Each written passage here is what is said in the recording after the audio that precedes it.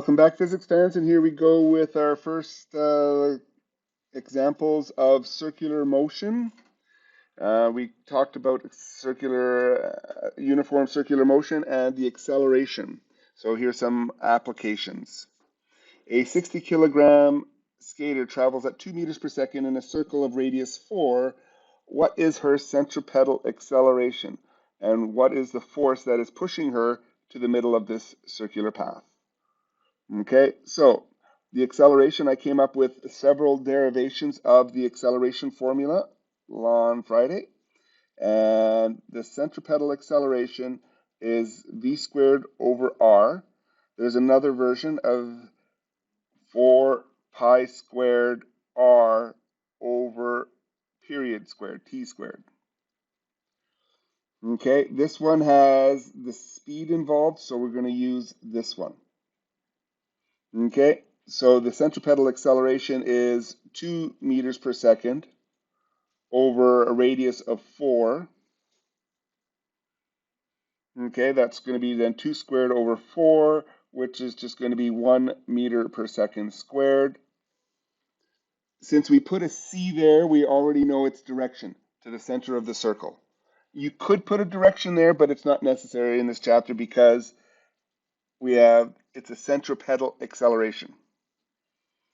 And Newton's second law says the net force, but in this chapter, the net force is actually the centripetal force. So this will be one of the last times I write down the word net. This is the same thing, and that's just going to be MAC. And the mass is 60 kilograms. And the acceleration is 1 meter per second squared. So that's going to be 60 newtons. Any questions? Okay. Number 2, a 20-gram object is attached to a 0.855 meter string. The object is spun in a horizontal circle, making one complete revolution in 1.36 seconds. What is the tension in the string? So we're talking without gravity right now, so we don't have to make it complex. So without gravity, what is horizontal? I don't know. Okay, so it's spun in a circle, and it's being pulled in to that center of that circle with a tension force. So there's a tension force. So we have to first find out the acceleration, and then we have to find out what that force is. There's only one force acting on it. There's only one force acting on it, therefore that force is the centripetal force.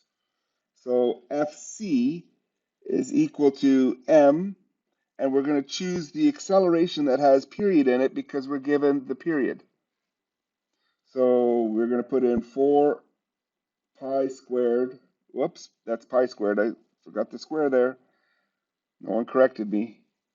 All over period squared. So this is 20 grams, which is 0.02 kilograms. 4 pi squared. R is point, and it's attached to the string, so the string length is its radius, 0.855 meters, and all over the period of 1.36, but that has to be squared. Mr. Calculator.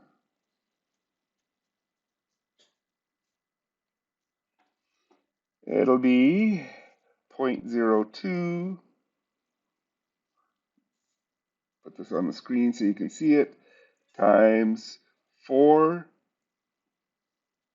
pi squared, and then 0.855, and then divide that whole thing by 1.36 squared.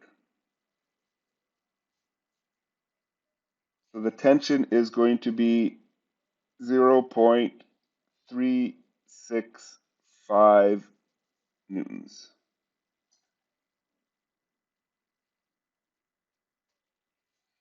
The tension is the centripetal force, since there's only one force acting on it. Any questions so far? Okay, here's another question and another question. Try those out. This will be in the next video. Thank you. Subscribe, like, leave your comments down below. Just keep it on replay so I get less of it. Thanks. Bye-bye.